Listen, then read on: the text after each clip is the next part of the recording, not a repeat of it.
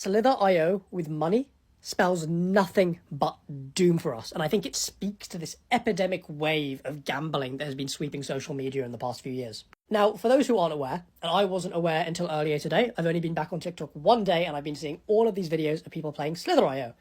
But the little dots that you collect they have monetary value, and when you kill somebody, you steal their money. Now, presumably there is a buy-in price to get into this game, and then you can make or lose money depending on how well you do. And what's really crazy and tempting about this is that when you look at it, you think, well, if I'm really good at the game, I could win a lot. And to be honest, probably you could. But you have to remember the house always wins, and that is true in traditional gambling, when you're spinning a roulette wheel, and the house always has a slight edge, and it still applies in this Slither.io thing. The people are always going to be the losers. Now, I don't know what their business model is, but let's just take a very simple example. 100 people put in $1 to play this game. All the company has to do is to ensure that there is only $90 worth of dots in the server at any given time. And as such, they will always make 10. People will steal from each other and take each other's money, but the people running it will always gain a small cut of that.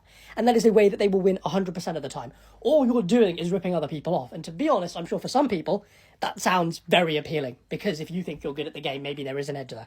But honestly, I feel like we are so cooked. This is gambling that's been gamified, and it's not just gambling made to look like a game. It basically is a game, and it doesn't feel like gambling. It's the first time in my 24 years that I've ever been tempted towards something. And it's shocking that this is the kind of messaging that we're getting. I mean, this is, honestly, to a degree, this feels evil. It feels like it's being targeted at young people, at children. It's one of these things that's kind of been, it feels like in the last few years it's been growing and growing, with more influence, getting sponsorships from gambling companies, influencers with young audiences. Now, I know that a lot of people who follow me are younger than me, whether that's a few years younger than me if you're at uni or even more so. And my only advice in this situation would be stay away from all of this stuff, because it's so hard once you step one foot in to be consumed. And like with a lot of addicting things, you might be fine. And probably there's a lot of people who are going to be fine. But you can't know that until after the fact. And so it's this really worrying thing where I think the best thing to do is to stay out of this sphere entirely. Of course, you're all free to make your own choices, but that would be my 2 cents.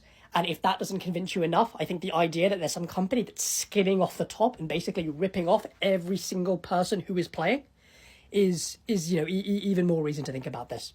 Again, I don't know their business model, but you can take a guess as to what's being done behind the scenes.